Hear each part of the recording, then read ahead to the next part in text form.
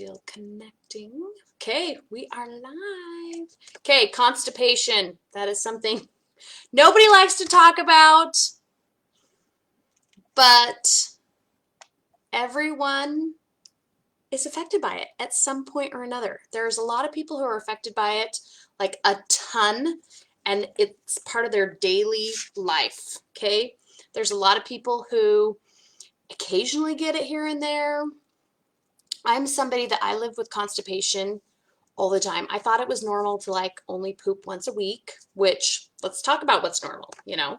Normal is like pooping at least once a day, okay? You need to go to the bathroom and clean out your bowels at least once a day. People who don't clean out their bowels every couple of days, it gets backed up. And when it gets backed up, it kind of gets hard. And when it gets hard and sits in there, your body can actually reabsorb the toxins that you are trying to get out. Okay, so how do you know if you're constipated? Okay, either you're not going at least once a day. It can be really hard. It can be really lumpy. You can strain when you're trying to get it out. Sometimes you can go to the bathroom and then you just feel that like there's still more to come out, or it's blocked in there. And I'm gonna get a little personal here. I used to live with this. I don't know if any of you guys know what this is. Has some tubes inside, some connectors. I used to be severely constipated. In college, I used to go to this health food store and she introduced me to enemas.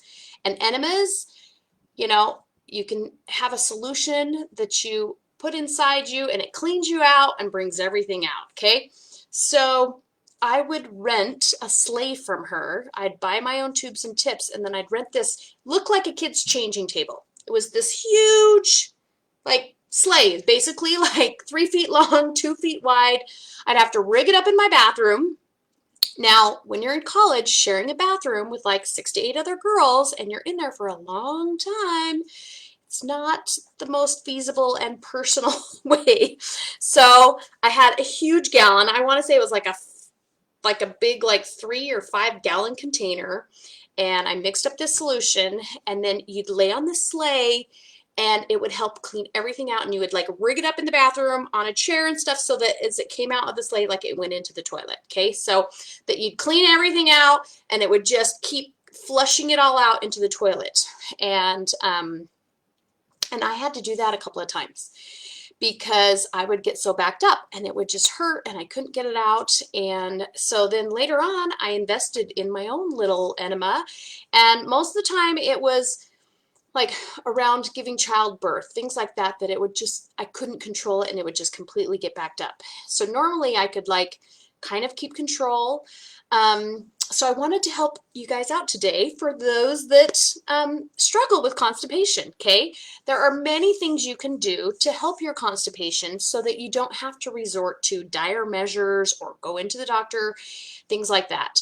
Now, if you have severe problems, then yes, refer to your doctor, talk to them about your issues. But if you're just like, I want to help things move a little quicker, a little easier, okay, fiber. Fiber is a great thing. Fiber helps to like, you know, get it all together, help move it out. So you can do a fiber supplement. You can do high fiber foods. There are tons of fruits and vegetables. So we have oat bran, avocados, chia seeds. Oh, I love these. I love these because chia seeds can absorb like 3 times their weight in water and help keep that water inside you. And then when you attach it, it like can gel up and help things go out. So chia seeds are awesome. If you don't use them, incorporate them into your diet. They're amazing. Apples. Grape juice. So I do homemade grape juice every year, and I get grapes from here, grandparents, a house, a neighbor, anyone who has grapes. I'm always like, please let me know. If you're not going to use them, I will take them. I juice the grapes and I don't add anything into it. I don't add any water, any sugar, anything, so that my jar is full of just pure grape juice.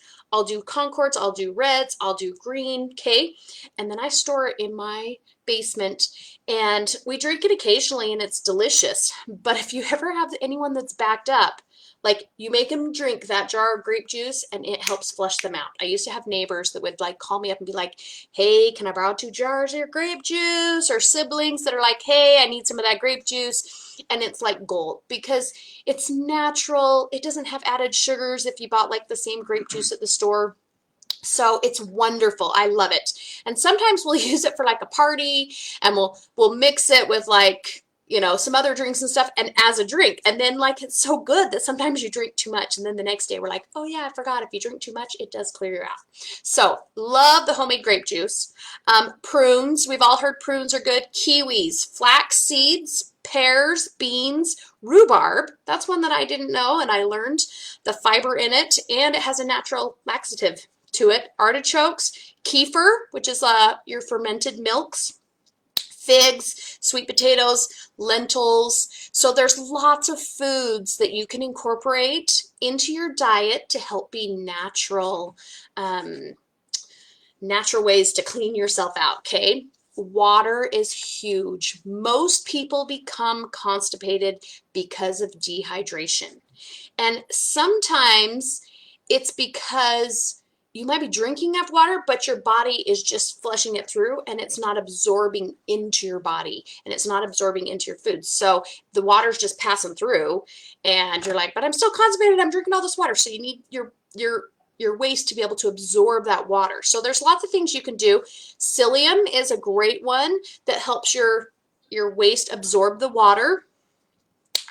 There's lots of other kinds of laxatives.